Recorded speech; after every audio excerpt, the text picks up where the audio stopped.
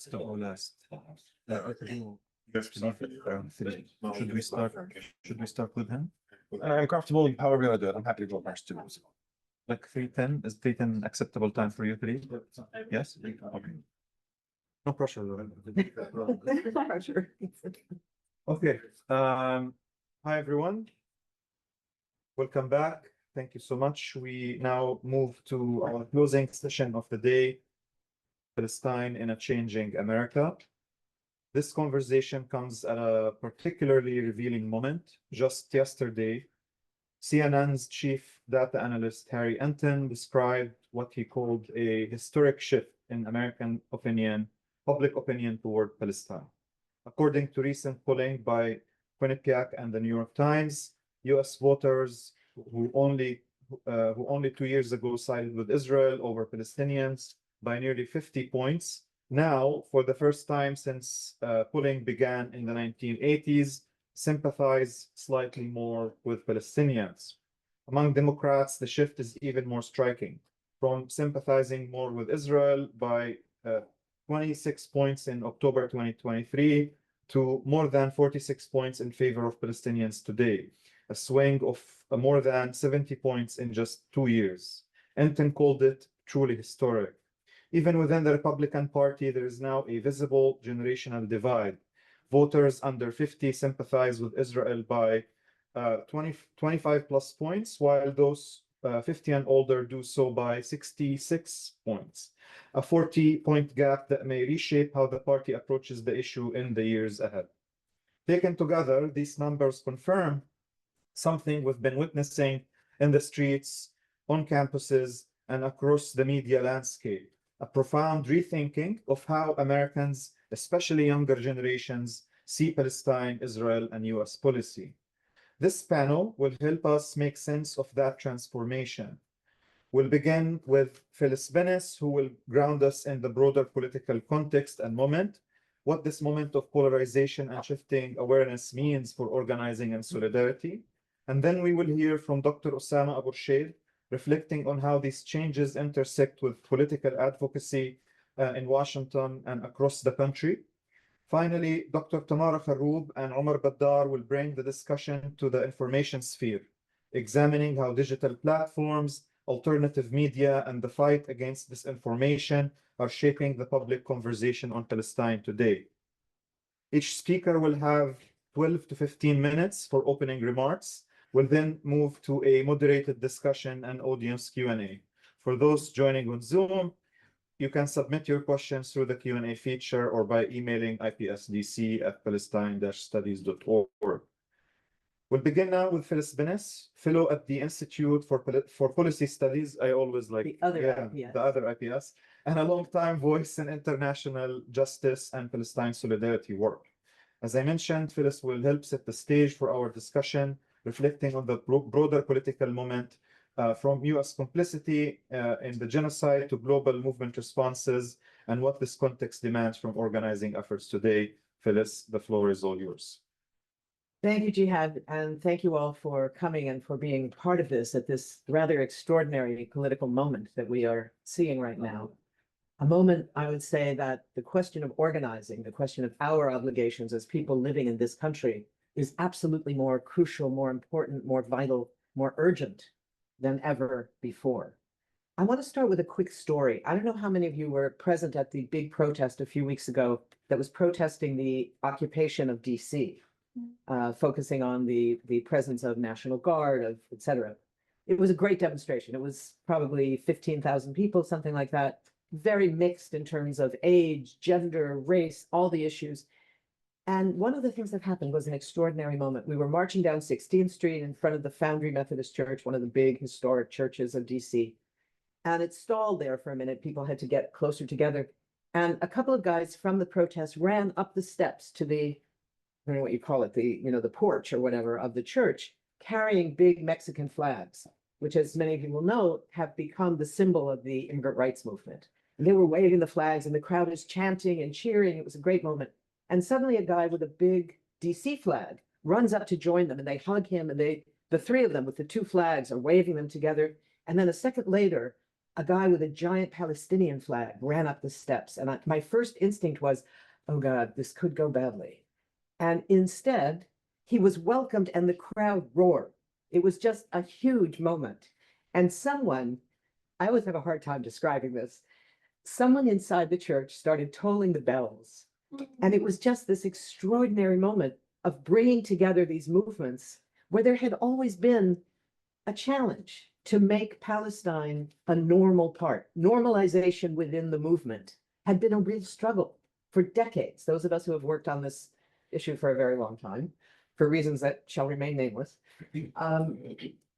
this had not happened like this before. So it was an extraordinary moment that for me was like, okay, this is something that we have to take very, very seriously. This is a new moment. This is a new moment. So I think that, as we look at this political moment that we're facing, we still have to look at the question of when do you start the clock, right? And now we're looking at a scenario where it's not only us that are saying that history and our understanding of history begins with when you start the clock, but others are recognizing it too. And I saw this morning, fascinating thing, the front page of today's New York Times, big article. Yeah, wait a minute. Wait a minute. Yeah, boom. In general, yes. But the pressures on the Times and on the Post and on NPR, we are seeing an historic shift even there. So this is David Sanger. Boom. Yes. And what does he say? The peace deal Trump heralded on Truth Social on Wednesday evening may look more like another temporary pause in a war that started long before Israel's founding in 1948 and has never ended. Oh, yeah. That's David Sanger. Really? I mean, that was shocking. Okay. Everybody else. Whatever. There is a problem in the New York Times and in the Washington Post that not only they're looking outside at how do we deal with this changing constituency if we want to be able to sell any subscriptions, but they are also facing uprisings among their own staff, and they're having to respond to that. That is a small part of the shift that we're seeing on the level of public discourse and sort of public narrative that is underway in this incredible moment. And it's not just about recognizing that what we're seeing right now did not begin on October 7th, right? That is now understood by an awful lot of people. But at this political moment, what we are faced with is an extraordinary contradiction. On the one hand, we are seeing this huge shift in how the discourse goes forward, what the parties are seeing. Jihad just referred to part of that. There's another couple of just quick facts in the polls of the last week. The New York Times Quinnipiac poll, 75% of Democrats, 66% of independents, and 37% of Republicans say no more arms to Israel. That's like, way wow. That's like one of these moments that when I looked at it, I said, wait, that has to be wrong. And I looked, at 3 more sources to make sure I wasn't just reading some bad source. No, that was really true. 75% of Democrats say no more arms to Israel. So the gap between the Democratic Party electeds that routinely, mainly there are exceptions now, but still way too few, mainly will not even discuss the issue, are saying no more arms to Israel. This is, unprecedented. When you look at the Washington Post poll of Jewish voters, it's even more kind of staggering. 39% of Jewish voters today say Israel is committing genocide. 50% of young Jews say that. This is the justice generation, not only of Jewish young people, but of young people who came of age from the period around the 2014 murder of Michael Brown in Ferguson and all of the protests that emerged from that brought together the Black liberation struggle with the Palestinian freedom movement in an extraordinary way, all the way through the George Floyd murder in 2020, when you had the first talk of there being a justice generation of young African-American kids, of young white kids, of Jewish kids growing up into a moment when self-definition was not about, so for the young Jews, for example, was no longer about identifying with Israel. It was about identifying in the context of a movement for social justice. it was an entirely different set of choices. When I was a young Jewish kid growing up in California, you didn't really have a choice. You know, if you were Jewish, you identified with Israel. Wasn't about God. We didn't really believe in anything. We believed in Israel. And that was what was there. Now, what choices are available to young Jews growing up into that world are entirely different. So we have this extraordinary moment where the discourse is changing, and as a result, the media is being forced to shift. I'll tell you one other story. A couple of weeks ago, I was speaking at some events in Albany and Syracuse and the area up in upstate New York. And a lot of the discussion was about the media. And people were saying, understandably, media sucks. The US media is so bad. Absolutely true. And it's also true that if you compare today's media to 2 years ago, 5 years ago, 20 years ago, it's night and day. The recognition of the Nakba, the use of the word without having to define it every time you use it, is now taken as a matter of course. The work of organizations like IMEU, the Institute for Middle East Understanding, placing Palestinian voices in the media. When they started, it was a one-person operation struggling to get even the recognition that it was a problem. Now they have a huge staff that can barely keep up with requests. And one other example, no, two more. One, this morning, Democracy Now! Had a great piece with Diana Butu about the very nuanced way of looking at this ceasefire. That was brilliant. But 10 minutes before I turned that on, I was listening to Diana on NPR saying exactly the same thing because they asked her almost exactly the same questions that Amy did. It was amazing. And that's what we're looking at. The other one example I'll give you, which also happened up in Albany, it was a particularly the media sucks group among all those different groups.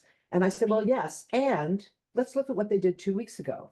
It was the day that the numbers of people who had been killed in Gaza by Israeli bombing had reached 60,000 of those whose names and ID numbers and ages we knew, right? So a very low estimate had reached 60,000. The Washington Post had a big article on the front page, jumped to page 5 or whatever it was. After the finish, there was a big chart showing the ages of all the children who had been killed during the 2 years, 0 to 1, 1 to 2, 2 to 3, all the way up to 18. That took up half of that page. The rest of the page, in tiny little 2 or 3 point type you could barely read, were the names of the children. Row after row after row, the name and the age of the children who have been killed. And the next page was entirely that. And at the end of the page, there was a small paragraph that said, this represents 18% of the children who have been killed. If we had run all of the names, it would have taken us 5 more pages. It was a staggering piece. And I mentioned it and showed it to people. And somebody called out from the audience, yeah, but that was an ad somebody bought in the Post. And I said, no, it wasn't. It was a front page article. Here it is. I'll pass it around. See, this is why you should always get the print edition of the Post on the Times. So you have the evidence, right? But that's what the Post is being forced to do. It's not because Jeff Bezos cares about Palestinian children. It's because he was probably facing some version of a walkout by virtually his entire writing teams, that if they were not allowed to cover this, they were going to walk out the door, right? So that's what we're looking at. But the challenge that we face is because on the one hand, we have these extraordinary victories for the work of the Palestinian rights movement and its expansion into a much broader movement that we might call the ceasefire movement. I'll talk about that for a moment. And yet the situation on the ground has been worse than we have ever imagined. It has not had the result that it should have if we lived in a democracy, right? If you live in a democracy, you change public opinion, that changes elite media positions, and that changes ultimately the question of how the policies get determined. That's not what we're facing. So we need new strategies. We need to do everything we've been doing that has accomplished all this. And we need to do it more and better, but we also need new strategies because right now we're looking at a moment when we are simultaneously fighting against a genocide, and the fight doesn't end even if this momentary ceasefire survives for longer than we think it might. It still is not a victory. It's an end to the worst kind of genocide we could imagine, then we still have all the work to do of ending apartheid, of ending occupation. There's a lot to be done. And how that moves forward. When we look at this, it means, among other things, we have a new movement that rose up almost spontaneously in the context of the first weeks, the first days of the genocide. And, you know, for those of us who have worked for many years in the Palestine Solidarity movement, we looked at that and said, okay, we can't really claim credit for all of this. A lot of this is caused by how dramatic, how horrific the Israeli actions were, and the fact that it was being seen on social media all around the world, 24/7, people were seeing, what does genocide look like? And not accepting that.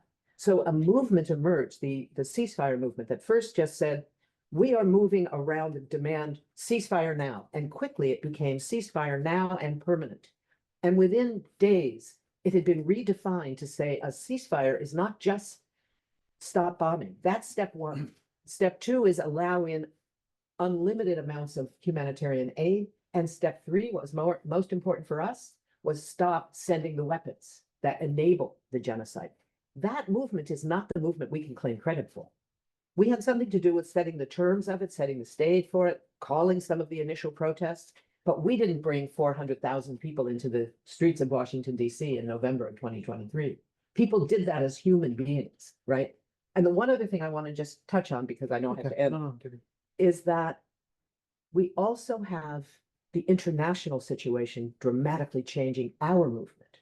One of which had to do with the movement by South Africa when they made their decision to move to the International Court of Justice, challenging the history of that court being accessible only to the white colonial governments, right? This was not a court that was designed to be used by Africans, South Africans or otherwise. This was not a court designed to be used globally by everybody.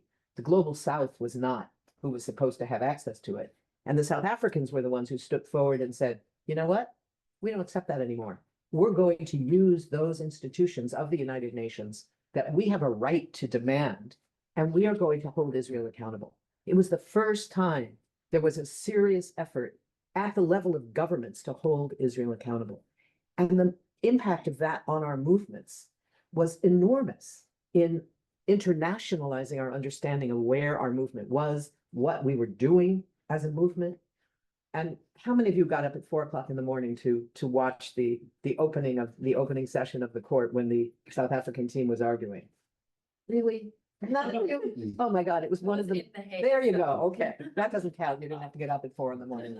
I've got to say that was one of the most moving things I have ever seen. I was on a text thread with people in South Africa, in The Hague, in Palestine, and a couple of us in the US. And one of the things one of my South African friends wrote, I have never been so proud to be a South African, and I've never been so proud to be a human being. It was an extraordinary moment. It was just an extraordinary moment. And in that moment, we were seeing new possibilities. So that suddenly the question of how do we demand of other governments to impose real sanctions, starting with arms sanctions. The US provides almost 70% of the arms to Israel. So what does it matter what other countries do? Well, it mattered when Germany said they were going to stop because they provide 29% of the rest. And I don't even think Germany is going to tank engines. All the tank engines, exactly. Armored personnel Yeah. carriers are German. Are German, exactly. Stop So that it's to me. crucial. You stop that and it's in their literal tracks. These are tracked, yeah. But we don't even know if Germany's going to abide by it. I'm skeptical, frankly. But one aspect of it doesn't matter. Even if they don't, by making the announcement, they gave permission to all the other Europeans to feel like, okay, now we have to do something. If Germany's going to do something dramatic, we better do something dramatic. Unfortunately, so far, they're mostly choosing the not very useful drama of announcing that they would recognize Palestine as a state. When we met with the French ambassador, not the ambassador, the deputy ambassador at the UN, she told us that with great pride, and we all sort of looked at her and somebody said, that's great, you'll be the 148th. You know, she didn't quite understand what the issue was. I mean, it was real, you know. And we had a good discussion afterwards, I gotta say. She was helpful, but I think that this is now what we are confronted with. Our job, and I will end with this, I promise. take your time. Oh, Yeah. really? She'll never say that. She'll never say that to me. Okay, good. Never say that. We'll have Omar go next, so we want, yeah, so he doesn't have to rush. Okay, well, I will say this not maybe quite as fast as I would have.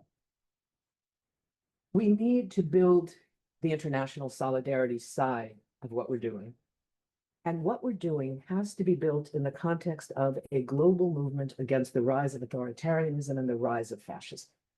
We cannot think that we can build a movement against genocide separately from the fact that the vast majority of people in this country who are concerned with the world and our country and Palestine are not also concerned with stopping the rise of fascism here, which is having this enormously dangerous impact on the rise of fascism all around the world. The problem is neither of those movements right now have a new strategy for how we go about this. The work of BDS, the work of building international solidarity, the work of the congressional work of stopping the arms trade, that is all crucial, and all of it remains top of our agenda.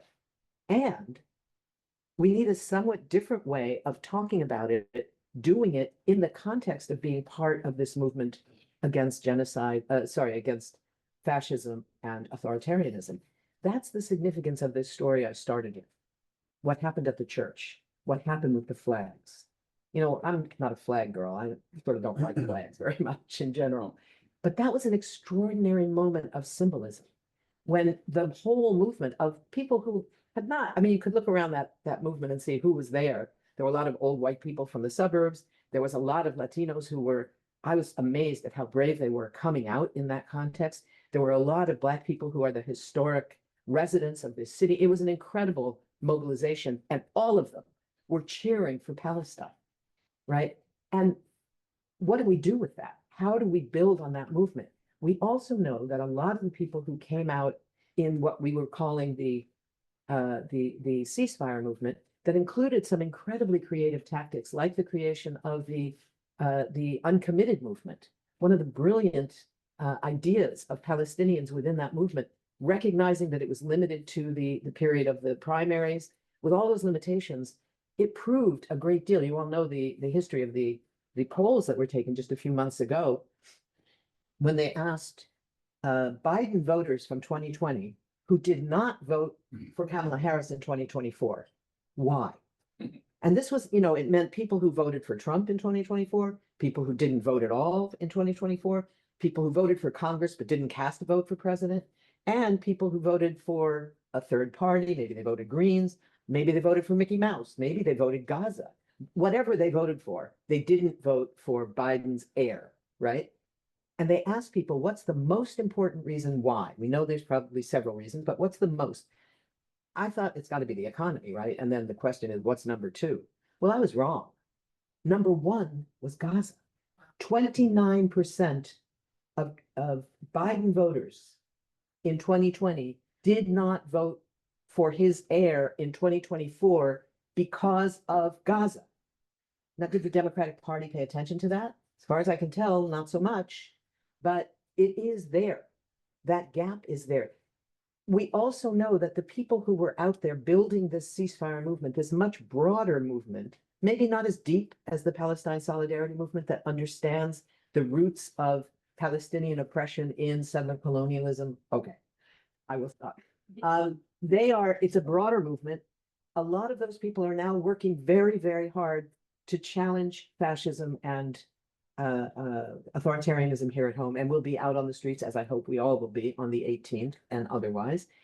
But we have to figure out how to make sure that they stay with the question of Palestine within that broader movement, that these are not competing movements. They are intersectional movements. They are part of each other. The Justice Generation has shown us that the issue of Palestine, the issue of Gaza, has become the moral core of social justice today. And that means it has to be reflected in all of our movements. Our struggle now, our challenge now, is what's the strategy for making both of those movements stronger so that we can win? Thank you.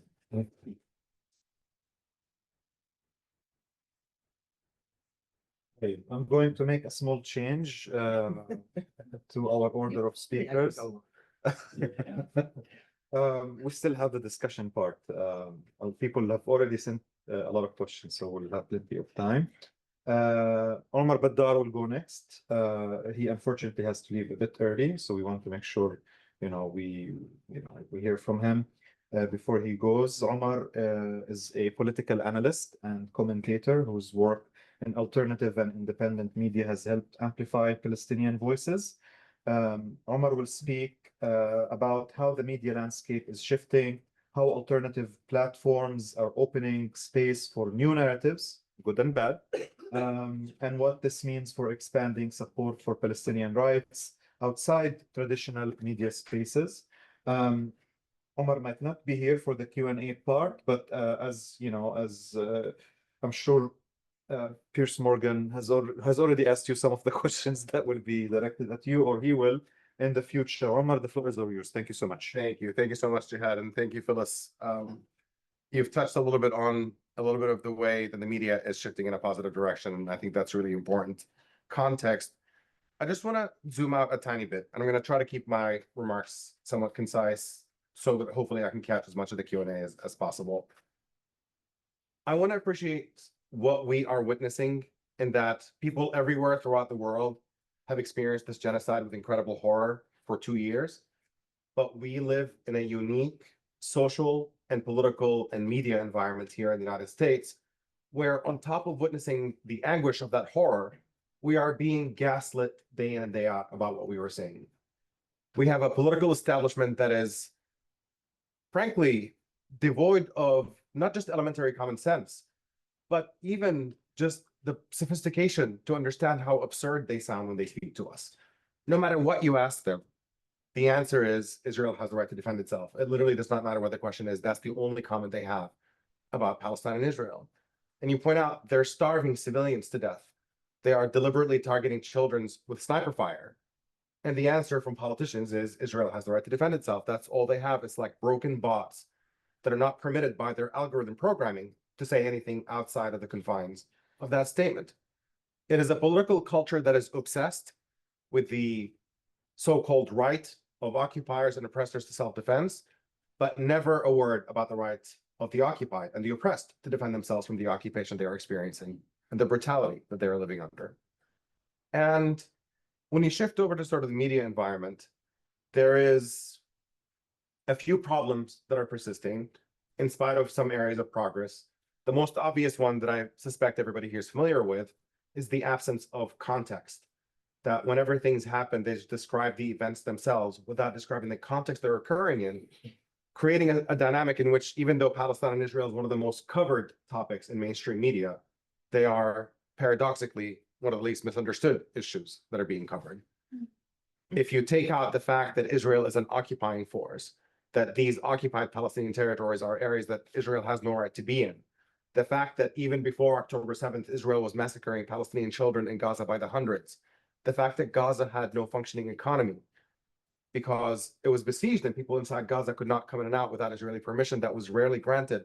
All of that context, when you take it out and you begin arbitrarily with a point of a Palestinian attack as the beginning of the story, you are robbing the audience of the ability to understand what is actually being portrayed on the screen.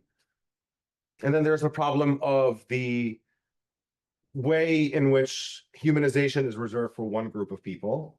When we talk to Israeli victims or hostages, we interview parents, we know their names, we know the backstories, and yet Palestinians are always just numbers. It is just this many Palestinians killed or injured or whatever, and it's a throwaway number, and we just move on with the story. And that is a subtle but insidious way to build a connection between the audience and one side of this issue, but not the other. Palestinians are always the other. And the third, and I think the one that came most into focus over the past couple of years, is the extent to which Israel is treated like the protagonist in this story. It is through Israel's eyes that we're witnessing this entire set of issues unfold. And if Israel does something wrong, like it's Israel, if you look at right-wing media, it's really crass. It's Israel good, Palestinians bad. And then when you look at so-called liberal media, there's a minor adjustment.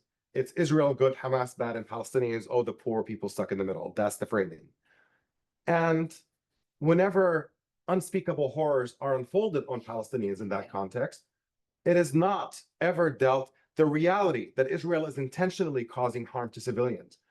is a part of the story that is not allowed anywhere on mainstream American media to be discussed. There's a recognition, increasing recognition of Palestinian suffering, that it's too much, is Israel going overboard, but it's always good-intentioned Israel maybe going a little too far. Maybe we should tell them, like, you got to ease up a little bit. It's never dealing with the reality that the Israeli government is the primary antagonist of this entire story, that they are the ones who are creating a problem, that the political injustice they've imposed is the reason why there's a so-called conflict, and that without that political injustice imposed by Israel and Palestinians, we would be free of the dynamic that we're in. That's a perspective that's not allowed.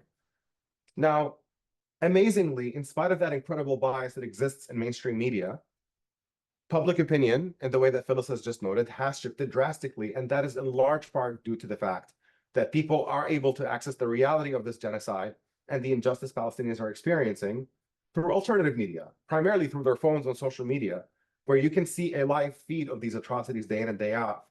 And if you are seeing these massacres being committed on the daily, the framing of traditional media does not resonate with anyone who's not consuming that information as their primary source of information. And the words of politicians about this become even more and more disconnected.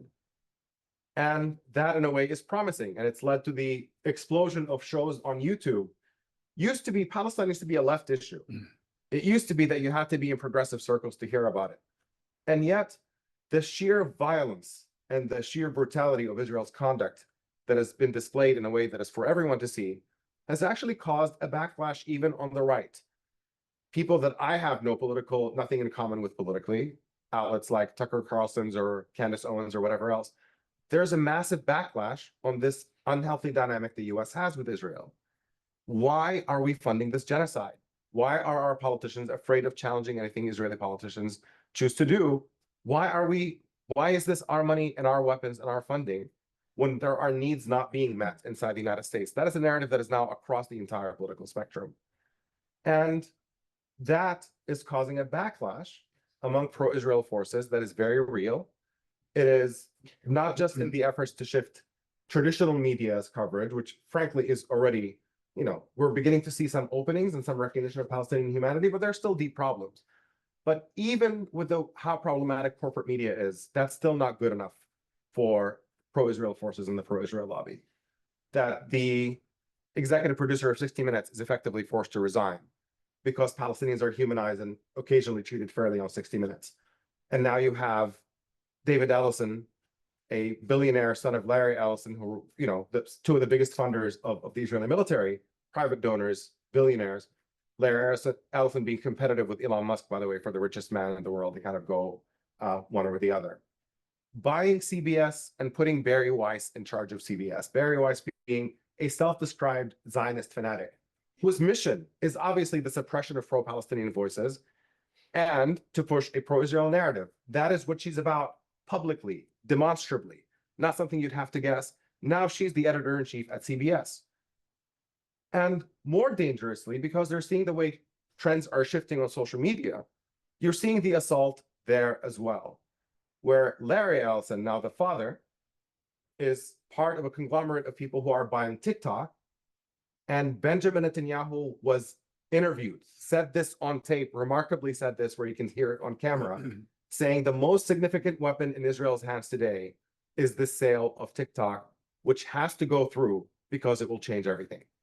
And what they're pointing at is that TikTok is one of these social media feeds. It doesn't have a so-called pro-Palestinian bias. It has no bias, and therefore the information filtering through it is obviously going to be tilted towards the reality of what is unfolding, which is what Israel is imposing on Palestinians. And Netanyahu is describing what's coming to TikTok as the most significant weapon in Israel's hands, which tells you the fact that this algorithm is about to be shifted in a direction to suppress the reality of what is unfolding on Palestine and to promote a more aggressive pro-Israel narrative. And what they're hoping to do is shift public opinion back in their favor because they're seeing that they're losing it. And that just brings me to my closing point, is that Israel still believes, knowing that they're losing public opinion and public support, particularly in Western countries and particularly in the US, where it's most significant, because frankly, I think Israel does not really care about public opinion that much. Beyond maintaining American support, that's the part that matters. And when they start being able to telegraph the fact that this support is not going to last forever, that the signs are glaring, that there's going to be growing public pressure on politicians, and that 20 years from now, when the old dinosaurs who are in charge of American policy no longer are, and the generation that grew up understanding what Israel's doing to Palestinians becomes the generation that gains political power, that things are not going to go well for them. And so they're doing two things. One, they're attempting to eliminate Palestinian existence through brute force so that it's a done deal by the time the world public opinion and public policy shifts. What they're hoping for is effectively, frankly, the American model with Native Americans. Everybody understands what happened was an injustice, but it's done and nobody really talks about it apart from remembering it with some museums and some kind words and whatever. And that's what they want to do with Palestinians. But in the meantime, they want to buy as much time as possible because what they found out is that even after 2 years of genocide in Gaza, they have not been able to quote unquote finish the job. And they think it might take more time. And so they're desperate to change the shift of public opinion, to slow it down. And they're hoping that these shifts that we're witnessing, just using power in a very naked and aggressive way to buy media and social media, to shift the access to information that we have, is going to buy them that time more. And they're still functioning in the meantime with a framework that keeping the boot of Israel's occupation of the necks of Palestinians in the meantime is the way to maintain security for Israelis. And I don't know how many more decades of that being proven false and ridiculous and just falling on its face over and over again before anybody wakes up. But in the meantime, it is absolutely crucial for all of us to be as engaged as possible to fight that battle of information being absolutely critical so that the massive gains that we've made, which will never go back to being as bad as they were many years ago, but nonetheless, it's a battle. And we have to maintain the pressure. And now if they want to pretend that Gaza is over, that we got a ceasefire, we know that's not a real and meaningful ceasefire. What they've ended is a large-scale killing of Palestinians by the hundreds every single day. But frankly, they're probably going to go back to the Lebanon model, just less frequent bombings. Right now, there's a so-called ceasefire with Lebanon. It's an entirely one-sided ceasefire for the past year. More than 4,000 Israeli violations of that ceasefire with no response at all from anybody in Lebanon. That's the model they want to impose on Gaza. And they're not going to allow Gaza to be rebuilt because their ethnic cleansing project, part of it, if they can't achieve it with brute violence, because there's a lot of backlash, it's just making life as miserable as possible in Gaza so that people don't want to be there. And then it becomes the so-called voluntary displacement. Of course, nothing voluntary about making life uninhabitable in Gaza and then encouraging people to leave. That's what they want. And we have to maintain that fight for information and the urgency of what we're witnessing unfolding, because we are in the midst of one of the crimes that history will absolutely judge and remember. And we have to be part of a generation that can look back and say what we did in this moment when our grandchildren ask us, what did you do when this genocide unfolded? And to have a good answer for it. Thank you.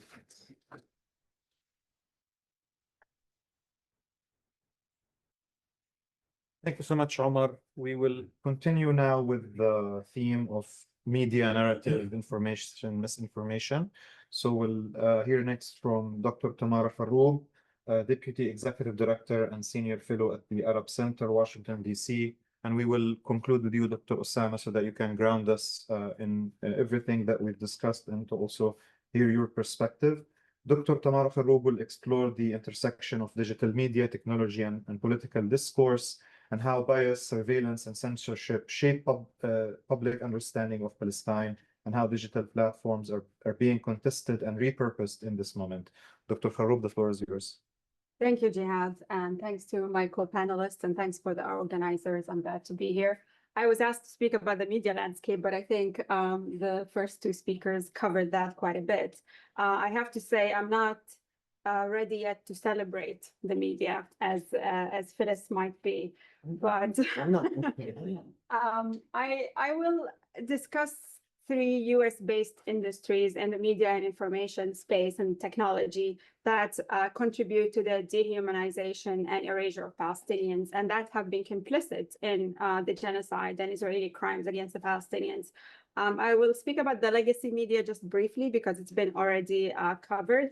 I'll talk about social media platforms, and finally, the artificial intelligence industry here in the United States. These 3 related industries have played a critical role in enabling and justifying the abuses committed by Israel. They've helped shape public opinion and policy responses, and have contributed to tech-driven atrocities in Palestine. I will discuss a little bit about what changed recently in these environments as well, since this session is titled A Changing America. In terms of the US legacy media, it should come as no surprise to anyone who's been following the news that the legacy and mainstream media in this country is biased, extremely biased. Omar mentioned some examples. Primarily, the media has been repeating Israeli official and military claims as fact, with very little scrutiny or investigation, and have propagated anti-Palestinian racism and dehumanization over and over again. This biased coverage has been very well documented by several qualitative and quantitative studies and through leaked memos that we've seen from media outlets like the New York Times, for example, banning the use of certain words like occupation and ethnic cleansing. I will not mention examples of these studies. Words like horrific and massacred are reserved for the Israeli victims, while passive language is used for Palestinians. We frequently see headlines like lives ended in Gaza or strike leaves 25 dead. We continue to see these today in major mainstream media outlets, and they don't indicate who's responsible for the killing or who's being killed. These patterns of the coverage, the selective reporting, selective empathy, humanizing the Israelis and dehumanizing the Palestinian victims, a disproportionate use of Israeli sources compared to Palestinian sources, even doubting Palestinian sources when they are present. They all distort the narrative and mislead the audience by design. But more importantly, they reinforce a hierarchy of human worth, dehumanizing Palestinians and thus normalizing the annihilation of Palestinian people. And by doing that, the media whitewash Israeli crimes, absolve Israel from responsibility, and contribute to this climate of impunity. And in this case, the media has been complicit in genocide and must be held accountable and not celebrated, even though they may have changed slightly recently. Under pressure, right.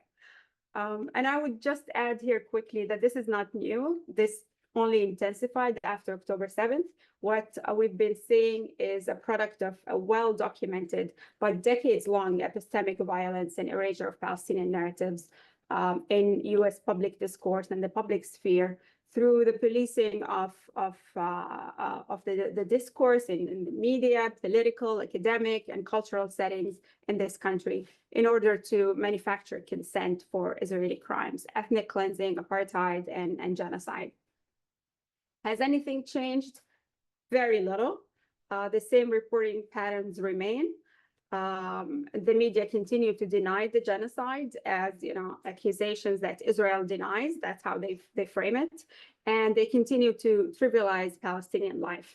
And I would argue if things really changed, Van Jones would have been fired from CNN for joking about dead Palestinian babies on live television. So that just gives an indication of where we are today in terms of the legacy media. And this brings me to my second point, an area of complicity, which is the role of social media.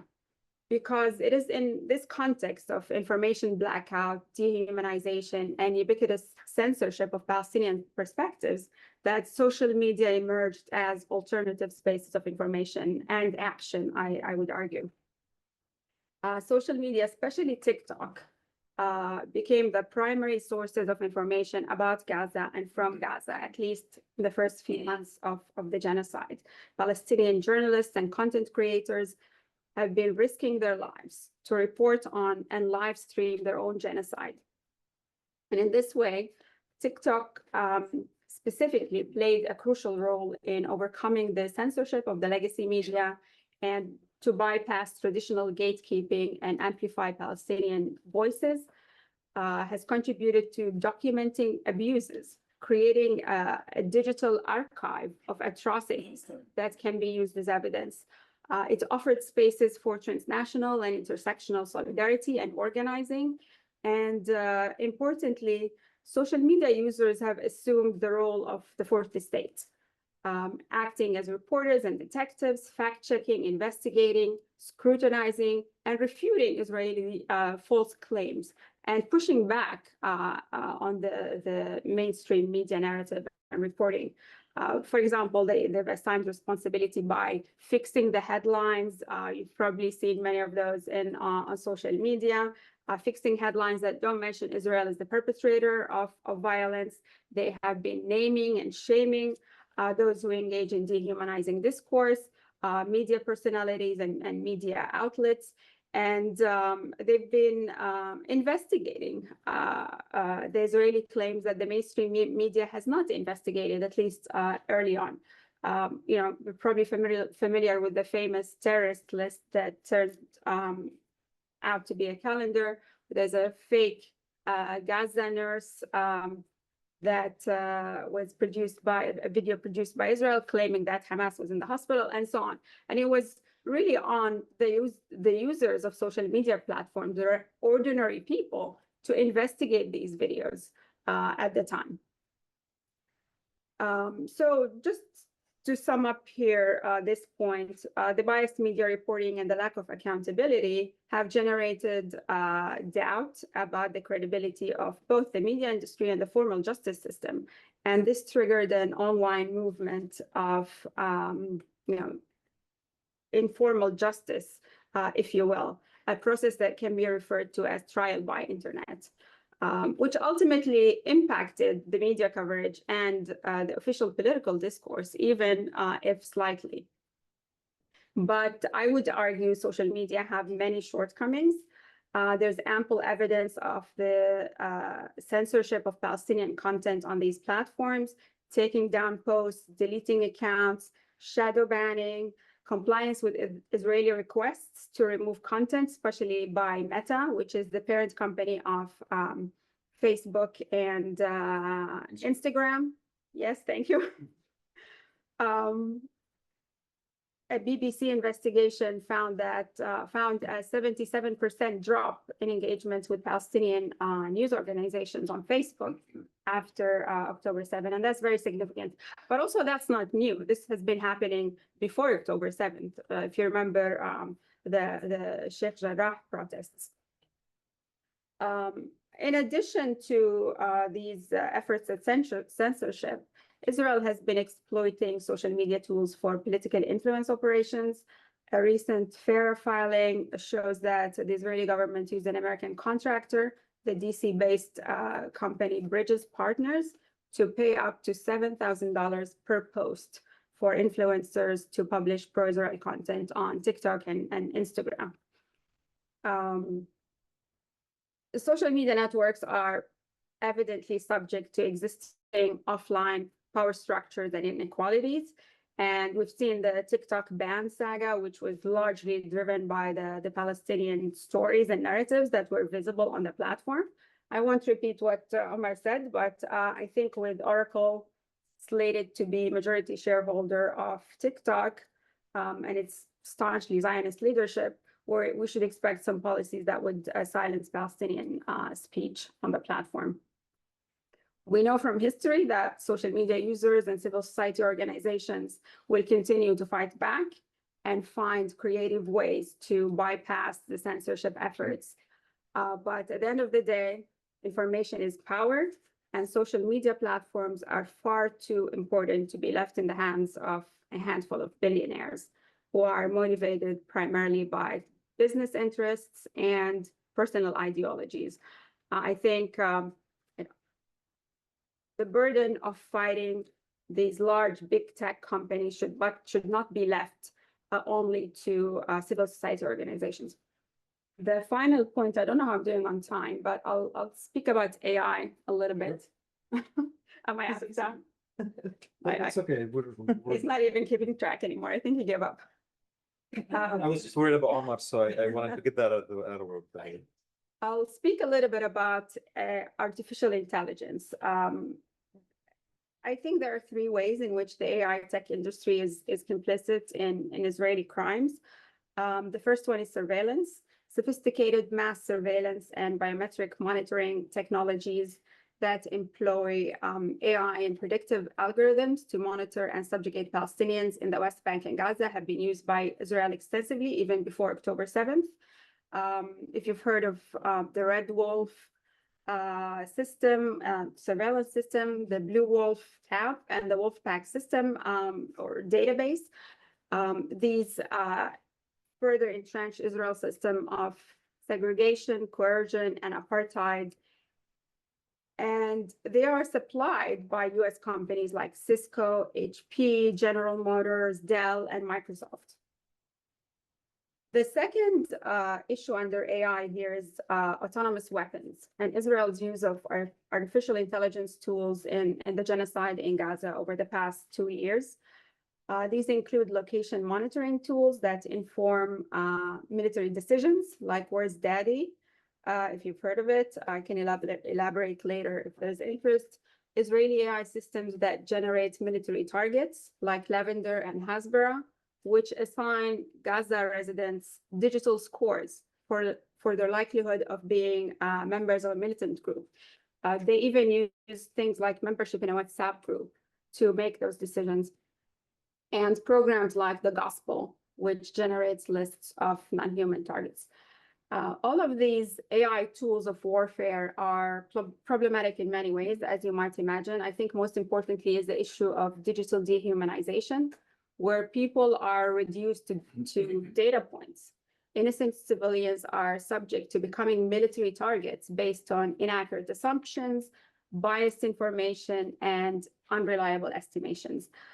This is clearly a violation of international law in terms of the distinction between civilian and military targets, but there's also the issue of accountability, where the machines are making those decisions. Google, Amazon through Project Nimbus, Microsoft's Azure platform, the company Palantir are all providing cloud computing, storage, and AI services and data analysis technologies to the Israeli military. And not to mention the larger weapons manufacturers who are still very complicit in Israeli crimes against the Palestinians. The last point on AI here is Israel manipulation of generative AI tools like ChatGPT and Google's Gemini to distort the narrative in favor of Israel, in Israel's favor. The foreign ministry in Israel launched a new project worth $145 million. It's called Project 545, and 545 is in shekels, $1 million shekels, $500 million Israeli shekels are put into this. A US-based company, Clock Tower, is hired to train AI models to promote pro-Israel narratives on these generative AI tools. So what has changed? Quickly, I will just say, on one hand, we do have changes. Social media tools have been employed as alternative sources of information and action. We're seeing independent media organizations gaining prominence, like some have been mentioned here, Democracy Now!, Dropsite News, and Zeteo, among others. We have groups pressuring tech companies like Tech Workers Against Genocide, Tech for Palestine, No Tech for Apartheid, and they have succeeded, for example, in pressuring Microsoft to pull out or partially pull out of a contract with the Israeli military. We're also seeing the micro-celebrities and podcasters and streamers speaking out and criticizing Israel on their platforms. I might mention a few of those. And we are seeing changes in US public opinion, was also mentioned. I'll briefly say that, more than 40% of Americans believe Israel is committing genocide. And so I think that's probably one of the most significant statistics here. So we are seeing some changes, and they are not insignificant, but we're also seeing pushback, and that's not insignificant either. We still have the same challenges of gatekeeping structures in the public sphere and the information industry that enable the political and economic elites to control the discourse. Yes, there are alternative sources of information, but whether we like it or not, they still need places and platforms to disseminate their messages, to show up on search engine results, to show up on AI models, and to show up on social media feeds. I think, we've mentioned Larry and David Ellison's acquisition of Paramount and CBS News and potential control over TikTok. There's also talks about acquiring Warner Brothers Disney, which is the parent company of CNN. This is added to Mark Zuckerberg's acquisition of Instagram and WhatsApp a few years ago.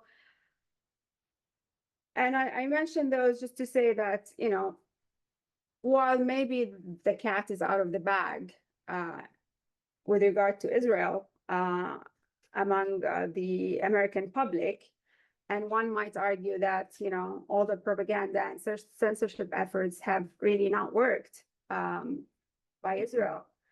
But there is an escalating consolidation of political and economic power and control over the media and information ecosystem through investing massive resources in order to further silence Palestinian narratives. And this is alarming and will continue to evolve. I'll stop here and happy to take questions. Thank you.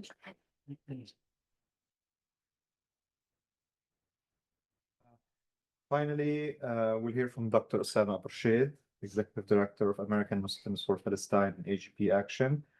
Dr. Osama will take us deeper into the political shifts and especially in light of the shifts in narrative and the political and discursive shifts that our colleagues, co-panelists talked about inside the United States, reflecting on more than a decade of advocacy work, particularly within the context of how the Palestine rights movement advocated within the context of the Democratic Party, and how this moment is reshaping strategies for engagement, pressure, and long-term change, especially in light of the Gaza genocide. Dr. Osama, the floor is all yours. Thank you. Thank you, Jihad, and thank you, everyone. And with your permission, I'm going to change the introduction to my topic and speak more as an activist on the ground. As someone who's dealing with the day-to-day work for Palestine in the US, we are faced by two choices. Either we subscribe to the glass half full analogy or the glass half empty analogy.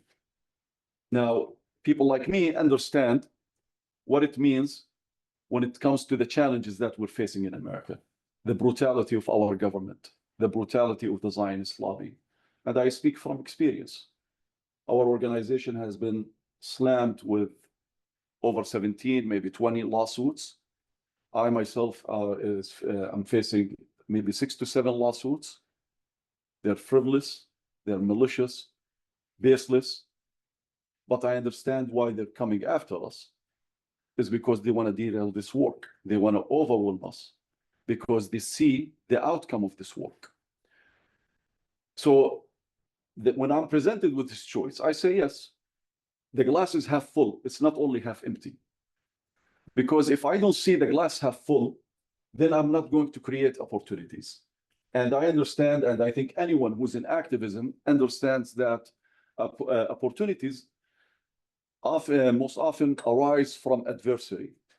And that hope is not an abstract concept. It's something that we envision, pursue, and we construct by our own hands. And if we don't seize on these opportunities, they're going to be waste chances. So that's how we function. That's how we work. And I would respectfully slightly disagree with Phyllis. When it came to the demonstrations that we had in the US, whether in November 2023 or January 2024, when we brought hundreds of thousands, there was concerted efforts behind this. There were people working. They didn't happen in a vacuum. People didn't just show up. We have the vehicles, we have the tools to call on on the solidarity movement for Palestine. And the shift in public opinion didn't also happen in a void. It happened because there are people who are dedicated for this. And everyone who's sitting on this panel, I think everyone who's here, is part of this change, tremendous change that we are seeing in America. There is a real transformation. And this transformation, either we can assess that it's not going to last, or we insist that it should last, and we should translate whatever momentum that we see in the shift in public opinion domain in America to be translated into policies. That's where we're lagging. We're not connecting that shift into policy. And I can remind you of another analogy here. We have something called the gun laws analogy. If you remember when Obama became a president in 2009, the majority of Americans at the time, about 79% of Americans, wanted stricter gun laws. Obama made this as one of his main objectives, one of the main objectives of his presidency. Democrats claim that they are for stricter gun laws. They had a majority, a sizable majority in the House in 2009, 2010. They had a super majority in the Senate, a filibuster proof, unless if you discount Joe Lieberman at the time, who became independent but still caucused with Democrats. And they had the president. And you had the public opinion behind you. But in 2 years, Democrats didn't do anything. Why? Because most of Democrats didn't feel compelled and forced by their own constituents to pass the stricter gun laws. Their constituents didn't see it as a priority. While the other side, while they're in the minority, they were more enthusiastic, more passionate. So you have NRA spends hundreds of millions of dollars every election cycle. So I would say it depends on the way we respond. If you know the Arnold Toynbee's theory, the challenge and response. If you deliver a successful response, then you will flourish, then you will rise up and you will be successful. If you don't deliver a successful response, you will just fail. So we're faced with all of these challenges, but there is a good reason why they are more brutal now, why they're trying to restrict our First Amendment when it comes to free expression, why they're trying to curtail academic freedoms in America, why they're trying to infringe on our civil liberties and constitutional rights. It's because they cannot win the debate on the merits of the argument. They cannot. And they see the sizable shift that is taking place within Gen Zs in America here. You know, where only 9% now of the Gen Z support Israel. And for the first time, and I'm not going to repeat what was said in terms of the numbers, I don't want to burden you, but for the first time, we have a majority that is an American majority that is more sympathetic with the Palestinians as opposed to the Israelis. This was confirmed by the two public opinion polls that Phyllis just mentioned, the Quinnipiac and New York Times polls. So when I look at all of these ingredients, when I look at all of these, moving components, what we are presented with is how can we form a strategy, build a strategy from this. I'll add another piece of information here. In 2017, Gallup, early 2017, analyzed all of its public opinion polls in relation to Palestine/Israel between 2010 and 2016, the end of 2016. The summary of that analysis was, the more Americans learn about Israel, the less they like it. Now, Americans are more informed about Israel. That's why Israel now has lost the majority support. And that's why they're going after the social platforms. That's why Netanyahu, on the sidelines of the UN General Assembly, met with influencers in America and bragged about taking over TikTok, attacked right-wing influencers like Tucker Carlson. And that's why the Israeli Foreign Ministry just launched a PR campaign with $145 million to try to reshape the perception of Gen Zs in America in relation to Palestine/Israel. So, yes, we could talk about how powerful they are, how influential they are, but at the end of the day, it's not really working. Where we're lacking is we're not translating this shift, seismic shift that is taking place in America when it comes to the policy making here. Within the Democrats, we know now only 8% view Israel favorably. With the Republican, we see fractures too.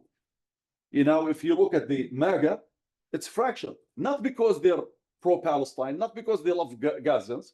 I mean, I'm not denying that many of them do sympathize with Gazans, but the reason is because now they're facing this dilemma: is it America first or Israel first?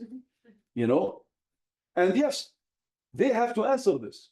I don't subscribe to the conspiracy theories about the assassination of Charlie Kirk, but this tells you something, that there is this feeling that Israel has an outsized influence in this country. And we have to seize on this, not to subscribe to these theories. No, that's not what I'm saying. But we have to seize to capitalize on these changes that are happening in America and say, what strategy would work for us here? I will tell you some of the things that we're doing. I don't believe that we only go into the streets, because that is not going to sustain a shift in public opinion, and it's not going to change policy. But we have other tools that we are deploying now. You know, we know that AIPAC is going after many members of Congress to defeat them. They're spending tens of millions of dollars to make sure that they're defeated, and they're not attacking them based on their position on Palestine or Israel. They're attacking them whether they're being progressive enough or not, like Jamal Bowman or Cory Bush. And they're attacking people now in the right, whether they're really conservatives or not, because they know Israel is a losing brand in America. They no longer can defend it. As an activist for Palestine, my role is to provide that safety net for members of Congress or candidates who are running for office, to make sure that they win, to make sure that they have the resources that they need. I would just talk about my Palestinian Arab Muslim community. We give annually about $4 billion in terms of charity, annually. Or if you want to say, go with a more conservative number, let's say $2 billion. Most of this money is going overseas in relief work. But we know that the relief that is the humanitarian assistance that is sent to Palestine or to Gaza is running on both sides of the borders, from the Egyptian side and from the Israeli side, because we don't have the political muscle, the political power in America to force our administration or administrations or our politicians to ensure the entry of this humanitarian aid that is provided by American citizens. So now one of the things that we're focusing on, one of the things that we're talking to our community about, is to shift their understanding of zakah or charity, and to empower organizations in America that are involved in civil rights, in Palestinian advocacy, in legal rights, because we have now another issue that we're facing. As I said, we are facing these malicious civil lawsuits, but we're also facing the brutality of our government. I was placed on a watch list back in at the end of May 2024, just because of my activism for Palestine. And the agent who met me when I was coming from overseas, he made it very clear. It's about your activism for Palestine. How many people like you were featured on newspaper front pages? Because I was featured on the USA Today, accusing me. I would be honored if that was true, that I'm leading the student encampments, but that's not true, you know. But he said it. He said, oh, you were featured attacked by Dr. Phil. Oh, because again, they accused me that I'm the one who's behind the student encampments. I'm not. I'm not. And the MP is not. But they know that we are effective because of the work that we're doing. So they go place you on a watch list. Now, again, it's the glass half empty, the glass half full. I always say, no, it is the glass half full, because they see us effective. They want to cripple this movement. They want to instill fear in our hearts. So one thing that we do, again, is that I'm not as an organization, as an activist now, because we're a C3 organization. We have a C4, Americans for Justice in Palestine Action. We do endorse candidates, and we do help them indirectly to collect funds for them to be able to compete. Another thing we do is that we have an annual Palestine Advocacy Days. Our Palestine Advocacy Days that is coming between October 19th and 21st. We have so far 600 people registered from 32 states who are coming to go and engage their members of Congress, to pressure them to take a stand on the genocide that is taking place in Gaza, and to pressure them to be more in line with their constituents, with the public opinion here in America, when it comes to giving more support to the Palestinians. So this has been happening now for 11 years. The shift that is taking place, I'm not going to claim credit, but I'm going to say we're part of it. It's not only ANP, it's not only Jewish Voices for Peace, it's not only IMEU, it's not. We have a broad intersectional solidarity movement in America. We are more enthusiastic than them. We are more effective than them. I remember in our January demonstration when we had about 400,000 people, I said just a few weeks prior, Zionist organizations tried to bring all of their supporters in America. They paid them to come. Members of Congress were shuttled to that rally. Only a few thousand showed up. They were bribed, but they couldn't muster that momentum that we mustered. We came on our dime. So when I see this, all of these changes that are taking place, I always keep focused on the glass half full analogy. That yes, we are facing more tremendous challenges, but it is because we are more effective and we're winning. And that's where I'm trying to convince everyone that works for Palestine. If we surrender to our pessimism or pacifism, we're going to end up losing. But if we believe that change is possible, and I'm not talking about the change or hope that Obama promised us in 2009. No, I'm talking about genuine hope that we can realize ourselves, we can construct ourselves, and we can implement ourselves. It's going to happen. Because even with all of the efforts that they're trying with the Gen Zs now, it's not going to work. We're talking about the generation between the age of 14 and 28. They're done. They're not going to shift towards Israel again. They're not going to go back. They've never been for Israel from the beginning. It's not the millennial generation. And our fight is going to be over the next generation, which is the alpha generation, I think it's called. That's where our fight should be. That's where our focus is. And one of the things that we're working on, I'm not going to talk about details, is how many have been fired, how many high-tech experts have been fired from Amazon, from Google, from Microsoft. You know, these people, we have to hire them, and we're working on something. I'm not talking as an organization, but I know that there are those who have the resources, who want to build something to attract all of this talent, to be able to compete when it comes to AI, when it comes to the digital media in relation to Palestine. So it's a fight. Netanyahu called it a fight, if you remember, in the UN, when he met with the influencers. He called it's a fight. And it is a fight. It's who's going to win it, who's going to be more enthusiastic, who's going to spend more, who's going to dedicate more resources, who's going to believe more in the justice of their cause and in the future of their cause. I am a believer, and I have seen it working and going upward since 2000, since I became an activist in America. That's when I started.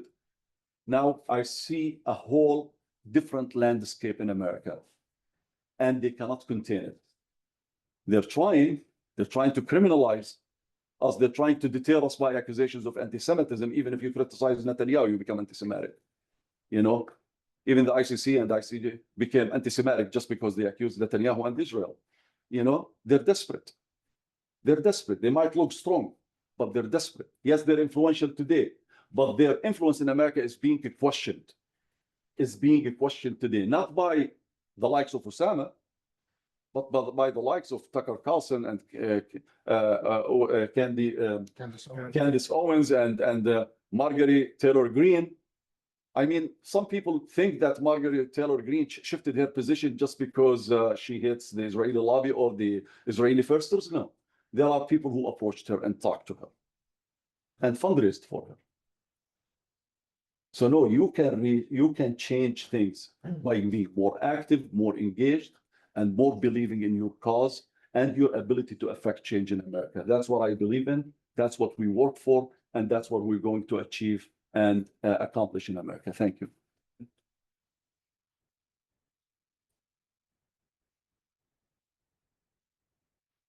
Thank you so much, everyone, our dear panelists. We have some questions that were sent by those who are watching on Zoom, and we have like more than 700 people tuning in on across multiple platforms.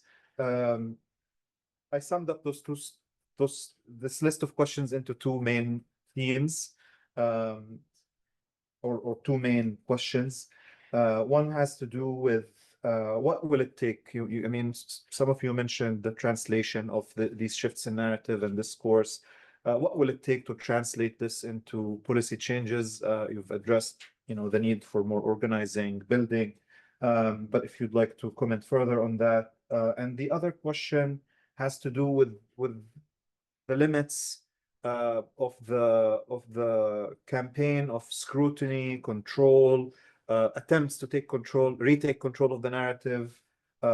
This systemic top-down manipulation or attempts to manipulate social media and narratives. Are there past precedents for similar efforts, whether in light of, in the wake of 9/11 or before? And how sustainable are these efforts? How long can they go on for until they fail to achieve their goals, assuming they will be able to do so? I unfortunately have to bounce. Just wanted to say apologies for not being able to stick around for the Q&A, but my email is just my name, omarbadar@gmail.com. Happy to answer any questions that I've Thank you so much, Omar. Thank you all. Mafrood, yeah.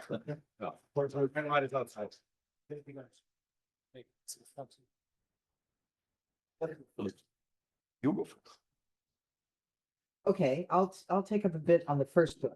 I don't have any of the social media skills. I think part of the reason I can sometimes be more optimistic than some is because I don't watch them. I don't go into social media. Trust me, it makes me a little saner sometimes. On this is a very crucial question, the first one, which is about strategy. How do we transform the massive shift in public opinion, the significant shifts in media coverage into a policy shift?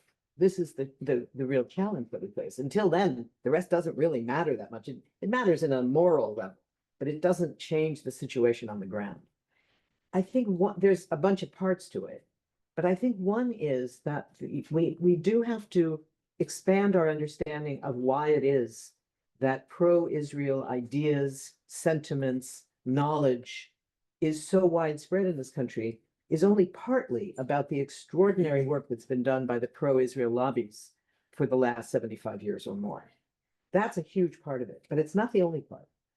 If we look at the period since, say, from 1967, which was the beginning of the so-called special relationship between the US and Israel, the US had, of course, had supported Israel from before the creation of the state, but it wasn't a so-called special relationship. Israel didn't get most of its arms from the US in the early days. It got them from Czechoslovakia and France. So the special relationship began not because of the work of the pro-Israel lobbies, which already existed, but because of the relationship with the Pentagon, the strategic value. I think you can't just talk to your phone, you have to do something to make it stop. And if we look at that, this was one of the results of the 67 war. The Pentagon analysts looked at the effects of that war, said, my God, these guys were good. 6 days and they conquered 6 Arab armies. Well, of course, that was already mythology. There were not 6 Arab armies. There were a couple that actually fought. But Israel did did manage to win that war. The Pentagon looked at that and said, we could do business with these people. Why? Not because of some great love for Israel in some abstract way. It was in the middle of the Cold War. And the US was very concerned about the rise of Soviet influence throughout the region. It needed junior partners in the region. It needed cat's paws around the world, which quickly turned to Israel in production. So pairing of corporations and producing capacity, and in fighting around. And it wasn't only in the region, that was of course the most obvious, but in places throughout Africa, and places like Mozambique, Angola, in Latin America, in El Salvador and Chile, the Chilean junta that assassinated 2 of my colleagues at the other IPS that here in DC in 1976, their helmets were made on an Israeli kibbutz. So there's this long-standing role of Israel as a cat's paw of US interests around the world. That relationship throughout the years of the Cold War, in my view, was the dominant reason for the special relationship building and consolidating and growing so powerful. The lobby existed through that time, but it was less important than that strategic relationship. With the end of the Cold War and at the time of the first Iraq War, the first Gulf War in 1991, you had a shift.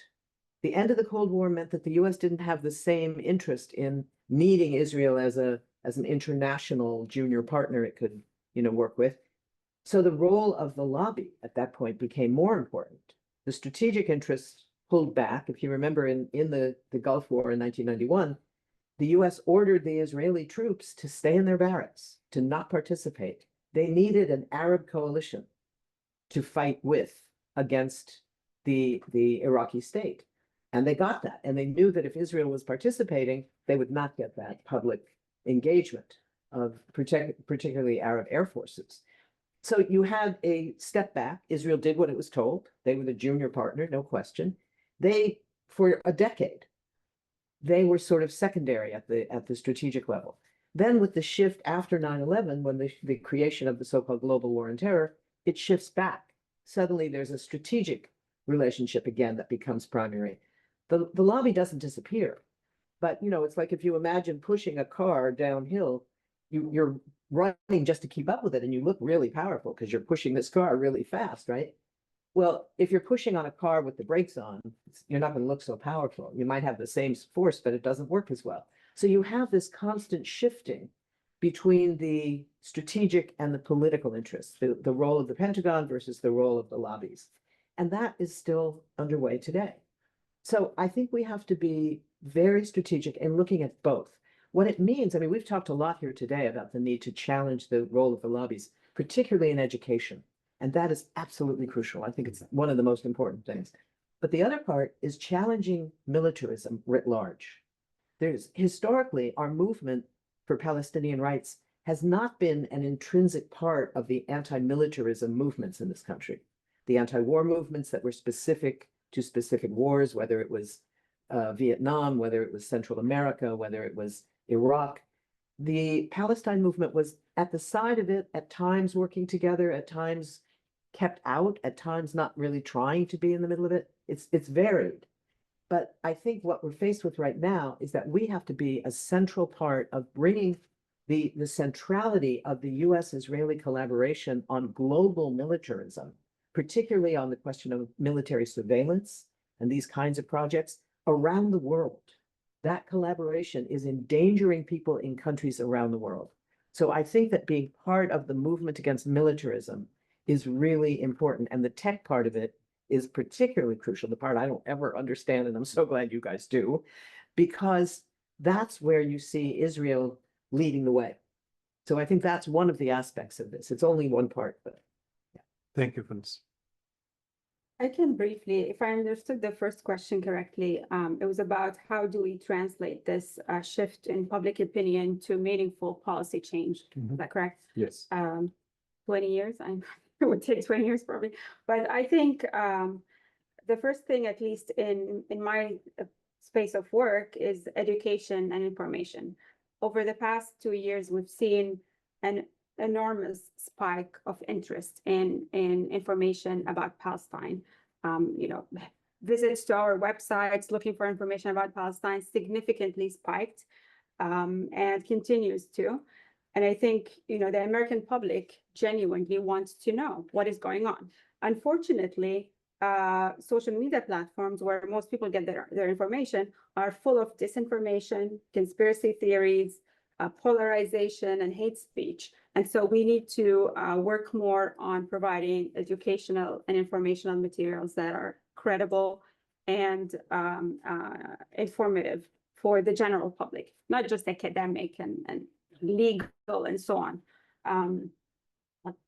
Accessible explainers to the general public. Organizing, I think, is one important thing, and maybe Osama will speak a little bit more about that. But I'm going to sound like Bernie Sanders, but working on taking money out of politics, I think we'll get to the social media question later. Okay. Thank you. Well, I'm going to speak again from my experience, and I don't claim to have the silver bullet answer here. But I'll tell you from my experience, one of our aims and one of our objectives is to make Palestine a litmus test in our politics. the way the other side made Israel a litmus test.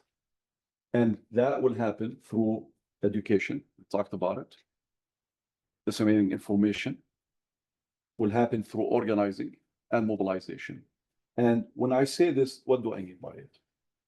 You know, education, I'm not going to go back to it because that's a fight on its own that we have to engage on social media mainly now, because that's where the fight is going to be.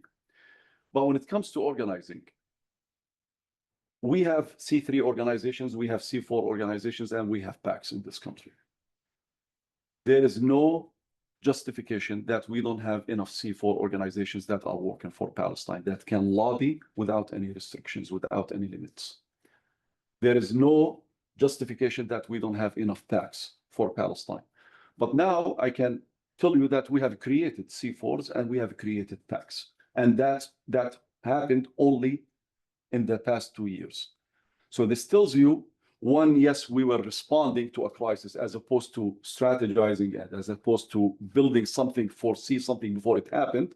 But again, I'm not going to condemn our work because it takes time to not only to be aware of how to do it, but also how to uplift your community and your base to believe in the work that you do.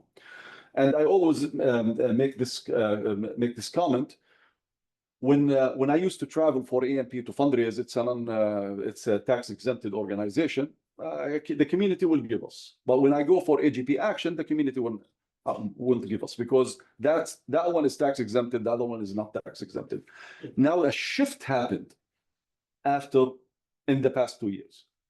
Now people are more interested in empowering a C4 because they see the potential. And we have to make the case. Don't expect that people understand what the potential is, how the system works, how the dynamics are shifting. We have to explain it to them. I always say we have to go to the average members of our community and talk to them. And it's been working. And instead of being condescending, oh, you people don't understand anything. No, they are the reason why we are empowered. They're the reasons why we exist. And they are the ones who are going to change things. So we have to create more C3, C4s and PACs where we make Palestine a litmus test, where we go after candidates, their candidates, not only that they're going after our candidates, and we defeat them. You know, one of the things that I'm hoping that our community in Virginia will do is to defeat the sitting attorney general who's coming after us, who sued us right after he visited Israel a week after October 7th. He goes visit Israel, he comes back, he sues us. Before we're served, he goes on Twitter. It was Twitter at the time, it wasn't X. He goes on X and he posts about it. And he says, oh, they have to prove that they're not supporting terrorism and they're not being supported by terrorism. Wow. So the burden of proof of our innocence is on us. But because we have the tools also within our community and within our movement, we have won against him just about a few days ago.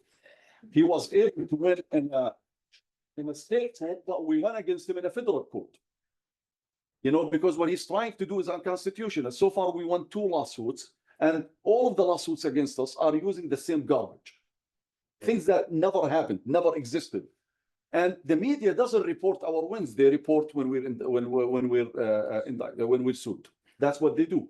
So no, we have to build more organizations. We do have them in our movement. I'm not going to say that we don't.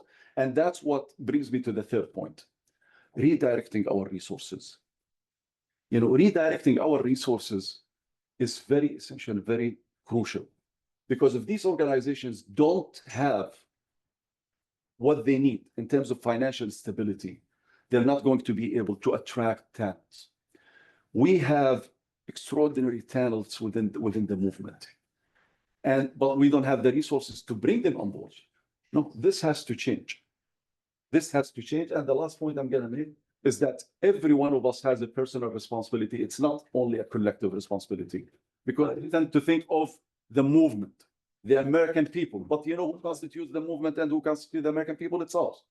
If every individual of us feels that he's or she is responsible, that they have a role to play, things are going to change. And I always say there is no justification that when we do the Palestine Advocacy Days, only 600 people show up.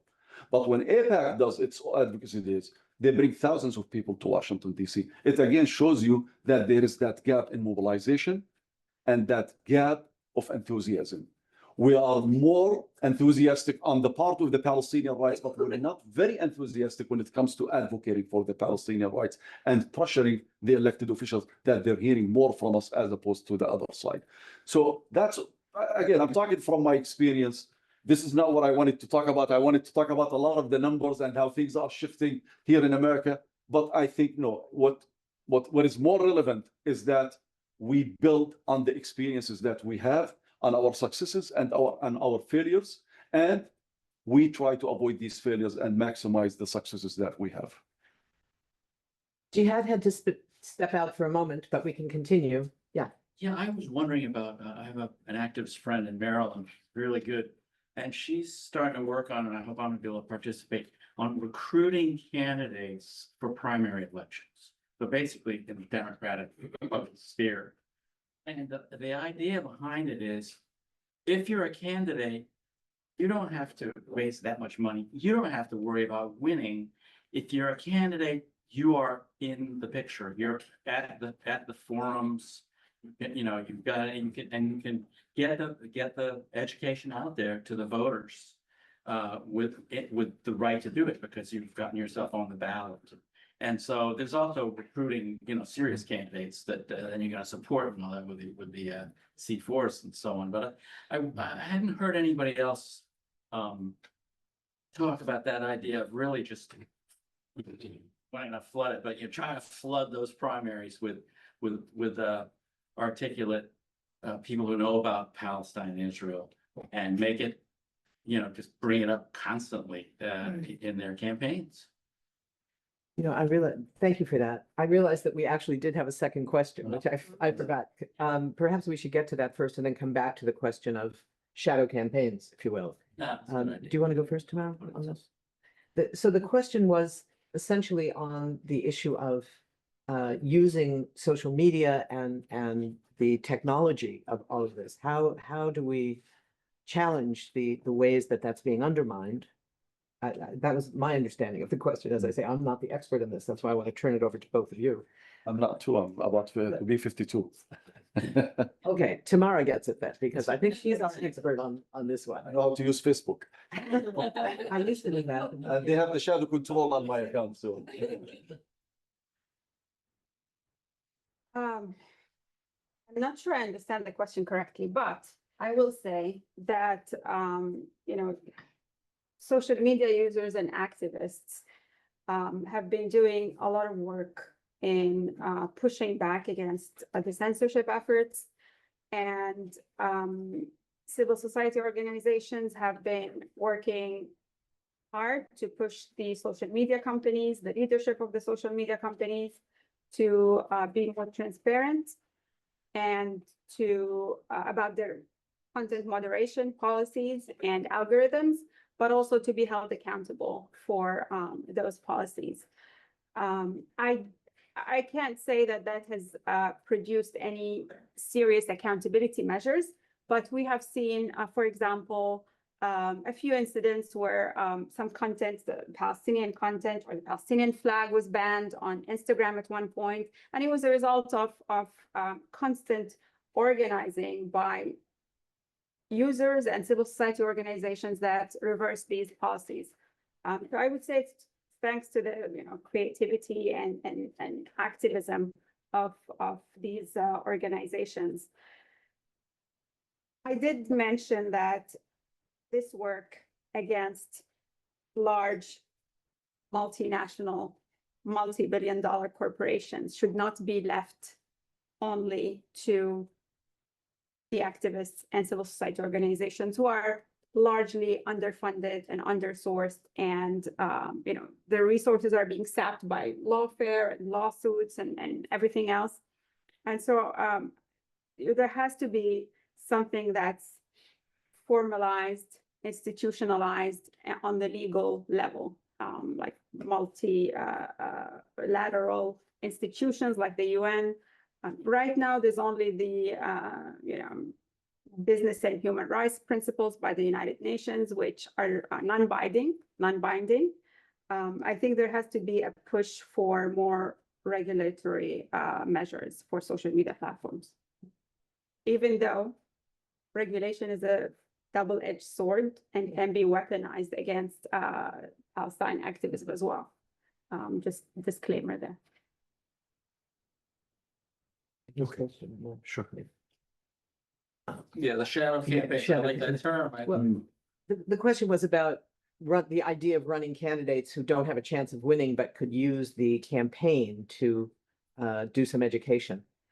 You know, I think there have been periods in history where that made a lot of sense, where there was no chance of being able to interact enough with what it would take to win elections.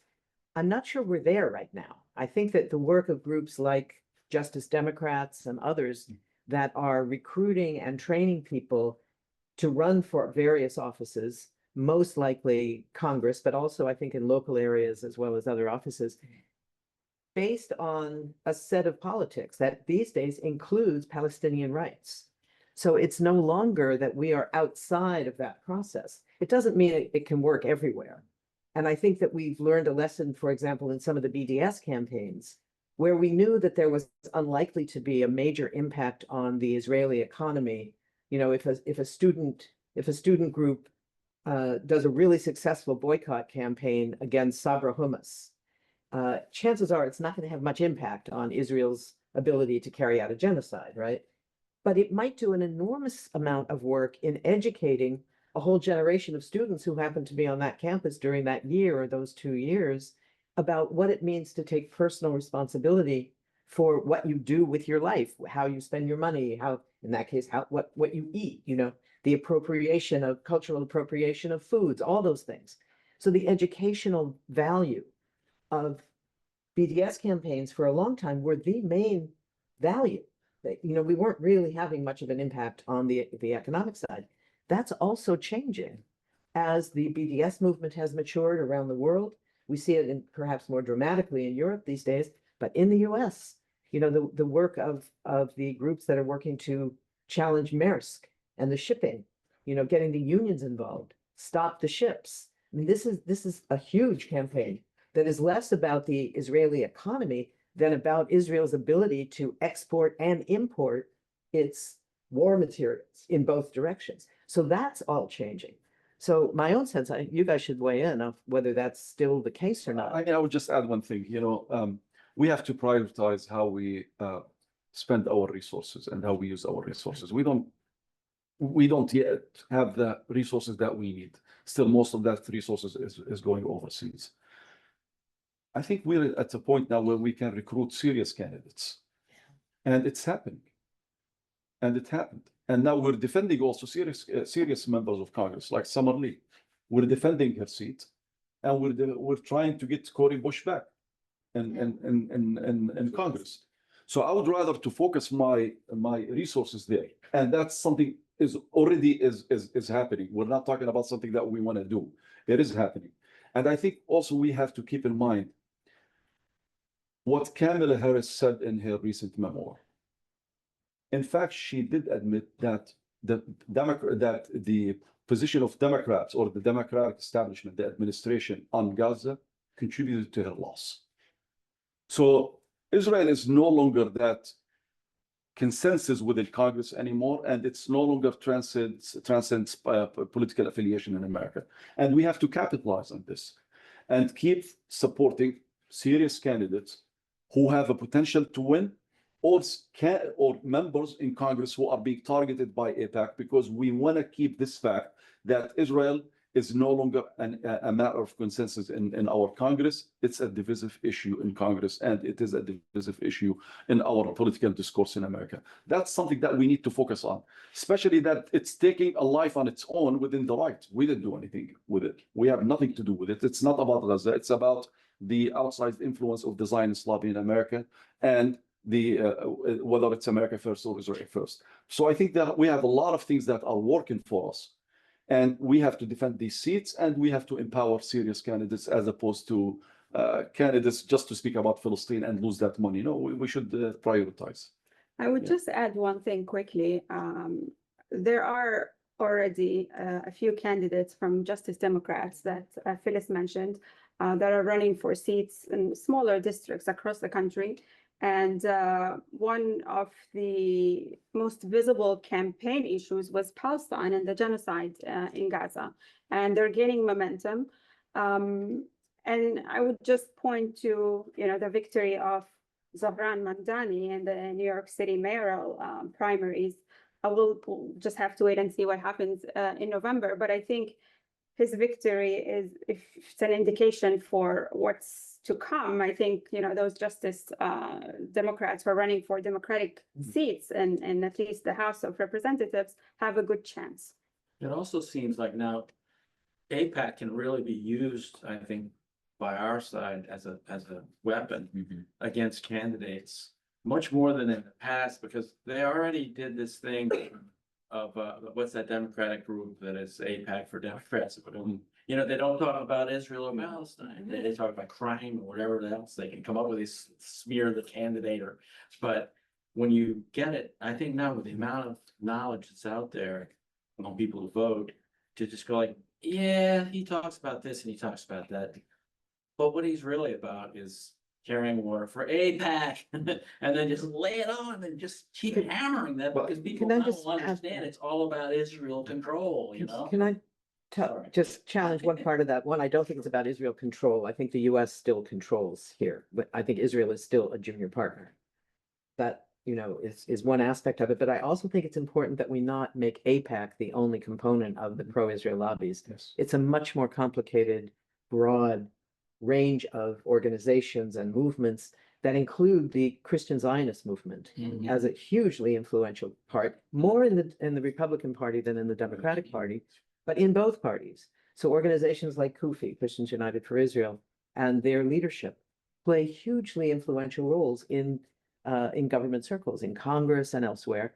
So the question of challenging where money comes from, I think we just have to be careful not to kind of limit it to, it's all about AIPAC. It's not. It's about much more than that. I think he's just talking about the toxicity of the brand. As you mentioned, Israel is a toxic brand. AIPAC itself is becoming a toxic brand. So yes, there's a huge network of organizations that are doing that same work, where you can use that brand, negative brand against them.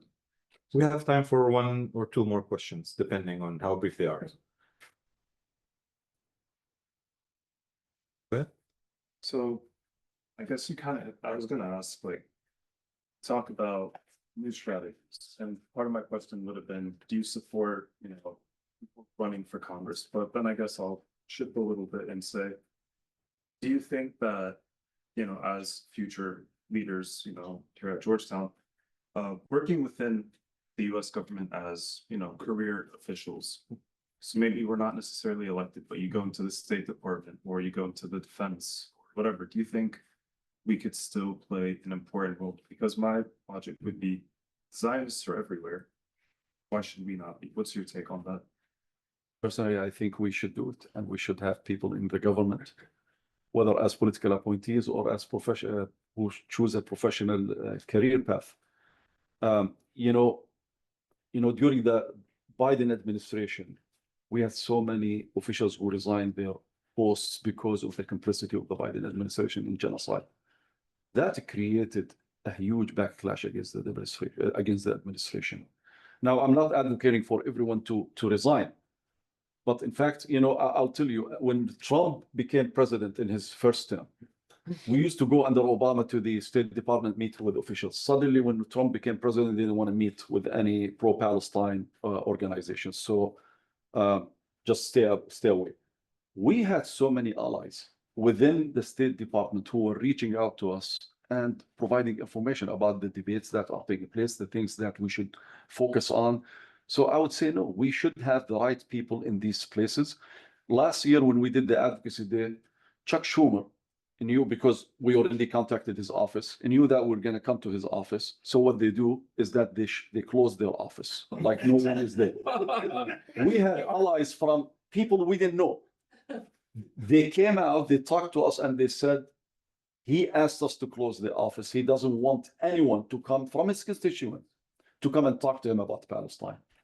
And they said they're going to open it at this time. So come back, just ambush him. And that's what we did. So I would say, no, we have to have people in these spaces. We can't just isolate ourselves or eject ourselves, voluntarily ejecting ourselves from these spaces. We have to be in these spaces. Even under Kamala Harris, when she had her campaign, she had some of her Muslim liaisons with the community reaching out to us that she promises to do 1, 2, 3, 4 after she wins. We said, no, you know what? We want you to talk about this now. And instead of sending us liaisons, why don't you have the moral courage to meet with us if you truly care about our vote? But because you don't respect us. Now she paid an ultimate price for what happened. I think Democrats have taken note. So I would say, no, these people should be in these offices because you amplify the message. And we have to have debates within whether the State Department, the National Security Council. And, how did I know that I was placed on a watch list? Not because of any security risks that I posed, but because Zionist organizations walked into into Homeland Security with a list of names, and they said these people are people of concern. I lost immediately my pre-check. I lost immediately my clear, and suddenly became that pariah every time I go to the airport. It's someone from the Homeland Security who reached out and he said, by the way, it wasn't about you. It was that Zionist organization, political pressure. They put my wife and daughters on the same list just as a sort of retaliation. They were able to move them because there were people who are against it within that department. But my issue is different. So I would say, no, why are we opening up these spaces for them? Why are we disengaging? We should be in every space and, be that voice of justice and voice of reason. Can I add just one point to that? Osama spoke quickly about the question of the resignations, which were enormously important. But I think even more important than the resignations was the presence of opposition that became public in ways that was never true. There were over 1,000 people at USAID, over 500 at state. My personal favorite was the White House interns. These are the most ambitious kids in the country, right? High school kids that are walked up. Right. They came out. Now they put on masks because they are the most ambitious kids in the country. But they came out and said, Mr. President, we can't do our job. We're not the leaders of today, but we aspire to be leaders of tomorrow. We can't do that if you're providing this kind of a model for this kind of a policy. Right. And you had people even in the campaign office, the Biden campaign office, who said, we can't do our job of getting you reelected. This is before he stepped down as the candidate. I mean, so those episodes were enormously important. And I've got to say, as somebody who's been involved in anti-war movements and solidarity movements going back to Vietnam, we have never seen that. We've never seen those kinds of numbers of people inside. Maybe one person over the course of one war might emerge, right? But this time it was like every week. There was a new batch. We have it from the Department of Education. We have it from the Parks Department. We have it. It was amazing. And then, of course, the resignations are like the cherry on top. But this was an extraordinary thing. So that's something to be very aware of. Thank you so much. Okay, thank you, everyone. Thank you to our panelists. Let's give them.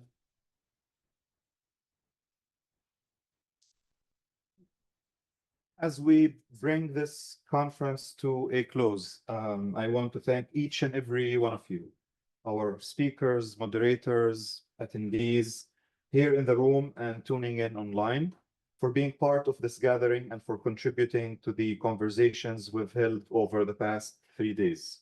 This year's IPS Annual Conference, Palestine at a Historical Juncture, Perspectives on New Realities, took place in 3 cities, Beirut, Birzeit, and now today in Washington, D.C.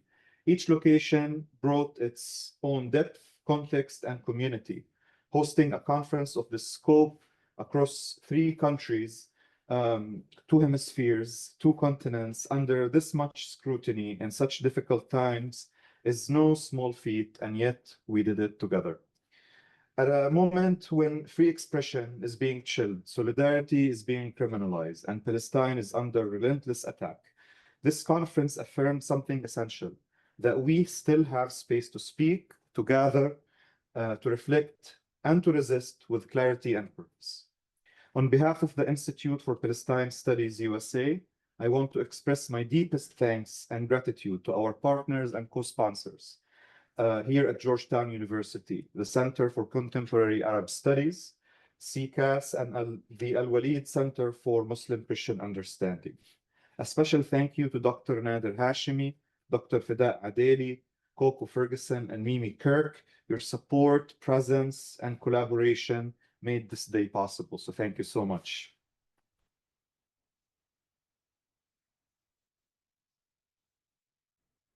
I also want to thank the team that worked behind the scenes and on the stage today with dedication, calm, and professionalism. Layla, Caitlin, Marie Adele, and Laith, and our staff and interns who handled everything from logistics to live streaming to tech with incredible care. And I would also like to thank Professor Rashid Khalidi, the chairman of our board, for being with us today, despite traveling yesterday and delivering a lecture and also being with us here all day. So thank you so much, Professor Khalidi. Finally, to our audience, whether you joined us here in DC or tuned in from Beirut, Ramallah, or beyond, thank you for showing up. Thank you for asking questions, for engaging, and helping carry this work forward. IPS will continue to create spaces like this, spaces where knowledge and memory are protected, where analysis is rooted in justice, and where Palestine remains centered. We hope you will stay connected with us, read and share our work, and support our efforts that allow us to keep doing the work that we do here. Thank you so much. Thank you.